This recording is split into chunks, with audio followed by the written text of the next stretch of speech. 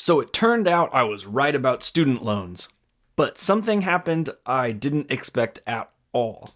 So I think we got to talk about it and cover what's going on so that you guys know what to do. Let's get into it. Welcome back, everyone. My name's AJ, and this is the Wealthy Idiot Show.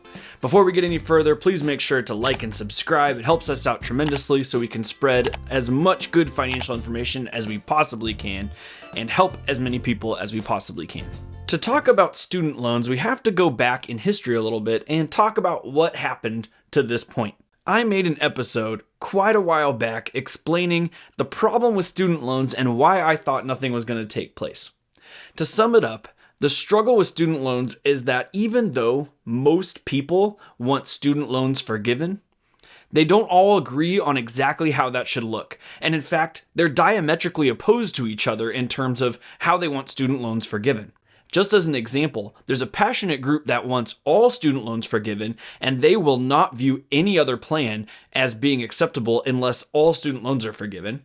And then there's another group that is very passionate about making sure that the only student loans forgiven are those of people who are low income. So these two groups, although they technically agree with each other on student loan forgiveness, they are diametrically opposed to each other. And because of that, these individual groups make up a much smaller minority of the overall population. So that puts the politicians in a tough place. If they do nothing, all the groups are going to get mad at them. And if they pick one or another, then they're alienating the other half of the group that disagrees with the decision they made. So I came out saying I thought that nothing was going to take place in terms of student loans because I thought it was just too much of a struggle. But President Biden surprised us all when he announced forgiving student loans sometime in late August. He said that he was going to forgive $10,000 worth of student loans for people who made under a certain amount of money, and in some cases, for Pell Grant recipients, they could possibly gain up to $20,000 worth of forgiveness.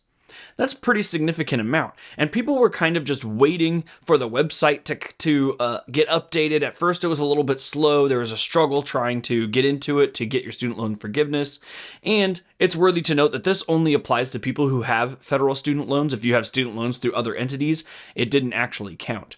Sometime in early October, Joe Biden announced a change, quietly announced on the White House website that there was going to be a change and the amount of people who qualify was going to get limited. It's a little confusing as to why this all took place, and it's also a little confusing how this happened. Because less than a year prior, Nancy Pelosi was standing on stage being asked about student loans, and her response was that the president himself did not have the authority to pass student loan forgiveness. Earlier, a student loan forgiveness bill was passed through the House, but it did not make it all the way through the Senate. So that would indicate that maybe it's not possible. In fact, the White House itself indicated just a few weeks before they passed the executive order to forgive student loans that they did not have the power either. Chuck Schumer and Elizabeth Warren, both leaders in the Democrat Party, were pushing Joe Biden to pass student loan forgiveness via an executive order. And their response was, we don't have the authority to do that. You guys need to pass it and I'll go ahead and ratify it. But just a couple of weeks later, he passed a student loan forgiveness plan anyways. Now, I was very surprised that took place. I did not expect that to happen. He picked the $10,000 amount, and maybe he did that because he thought that was maybe the option that would cause the least amount of waves. But as I pointed out, it gave the Republicans a lot of fodder in terms of being able to argue that this was going to wealthier people, even though it was going to low income. At the end of the day, most taxpayers didn't go to college, and the people who are getting their loans forgiven are college graduates. And they statistically will make more money over the course of their lifetime than someone who didn't go to college. So it does kind of seem like an elitist play, and it gave them a lot of power. So how does a White House who says that they don't have the power to go ahead and pass student loan forgiveness turn around just a couple weeks later and say that they're now going to pass student loan forgiveness? What they did is they used the pandemic emergency to claim financial hardship on people who had student loan debt and attempted to apply their emergency powers in terms of how the government is able to move as a result of events like COVID and the pandemic, and apply those powers to being able to forgive student loan debt. Their argument was that we're in a uniquely tough situation right now as caused by COVID, because COVID is causing extreme economic inflation. I think that that is somewhat true. I think it's more complex than that, but I do think that that's somewhat true. And because of that economic hardship that these people are facing, that gives the president the ability to pass an executive order forgiving a certain amount of student loan debt. So what changed? What's happening now? So a federal court of appeals has just announced that they are pausing all forgiveness of student loan debt until they see this case all the way through. Several states sued the federal government, saying that the federal government did not have the authority under the Emergency Act to be able to pass student loan forgiveness.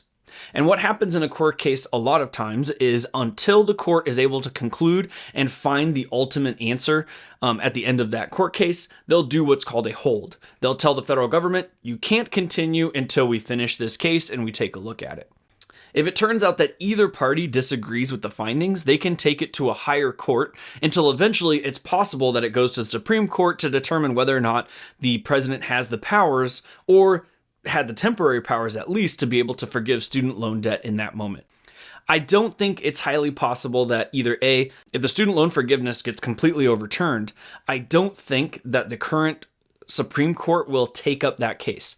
And what that means is that whatever the previous court decided is what becomes the decision at that point. So if student loan forgiveness gets overturned, we can't have it. Supreme Court won't take it. The ultimate result will probably be that the president doesn't have those powers.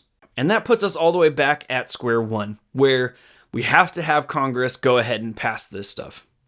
Based off of what the polls are looking like, I don't think Democrats are going to overwhelmingly win the House and the Senate. They may win portions of it. They may lose portions of it. It looks like, based off the polls, it's either going to kind of remain the same, or the Republicans are going to kind of take over a little bit. And if that occurs, student loan forgiveness looks like it may not be something that's on the table for at least the next 2 years, if not longer. Now, here is where we veer off of fact, now that I've explained to you what had happened in the past, what is currently happening now, and here's where we get into AJ's speculation corner. AJ's speculation segment. Whoa, that's pretty good. AJ's speculation segment. Hey, producer people, let's come up with an intro for that.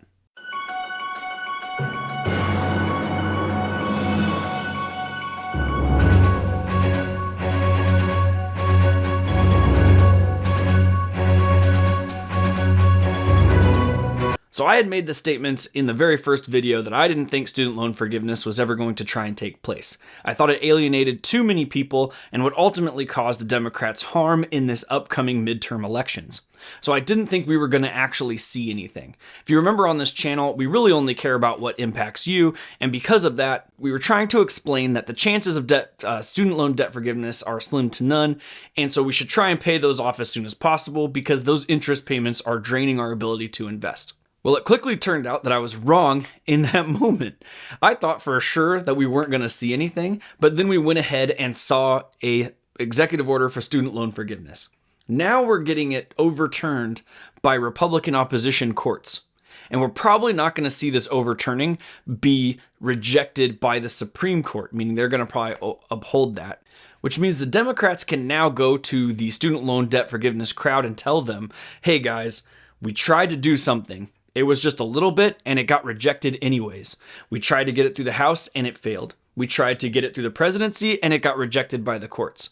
And that way they can tell that group of people that, look, we really want this to happen and we tried, we were just unsuccessful at it, so you should probably vote for us. And we're reunifying that group that wanted all student loan debt forgiveness and that group that just wanted a small portion. Now they're all on the side of seeing that student loan debt forgiveness got rejected, and they have to now get out there and push for people to vote for Democrats in order to succeed in the midterm elections. 8 weeks ago, I announced that my administration is going to provide $10,000 in debt relief to everyone and $20,000 if you received a Pell Grant and your income was under $125,000. It's a plan for people who took out federal student loans before July of this year. Our student loan plan lowers costs for Americans as they recover from the pandemic to give everybody a little more breathing room. Republican members of Congress and Republican governors are doing everything they can to deny this relief, even to their own constituents. As soon as I announced my administration's plan on student debt, they started attacking it, saying all kinds of things, who now are attacking me for helping working class and middle class Americans. Then on the other side, the Republicans can no longer claim that this is harming people because they were able to get it overturned in the court. So it puts the Democrats and Joe Biden in a position to say that they really wanted to do this and they need more votes and more future support in order to make something happen without alienating large groups of their own constituency base. So the speculation part is, I think that this was known. I think I was right at the very beginning when I said that it was a very tough political move to make. And instead of making the political move and saying like, hey, we're going to forgive this student loan debt and this is how it's going to be, I think that they knew that it wasn't going to ultimately make its way through. And I think that they knew that this was going to be a great opportunity for the midterm elections to claim, if you want student loan debt forgiveness, you're going to have to vote for us to get it into the future. In fact, a lot of American politics seems to be pretending to solve problems without actually solving them.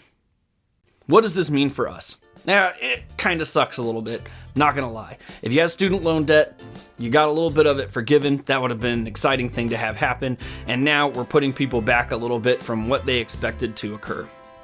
But there is hope. Pay off debt as fast as you can, any debt that's above 4% interest, between about 4 and 5% interest, and then let's start investing. We can make up the fact that they're not going to help us by helping ourselves, investing, growing this net worth for the future, and becoming financially independent. So I hope you're on board. Right now is a great time to invest because the bear market is putting everything on sale, and when we come out of this thing, we're all going to be looking super good. So make sure to like and subscribe. Head over to wealthyidiots.com and check out our articles about how you can save money, save on taxes, and invest for your future. And I'll see you guys next time.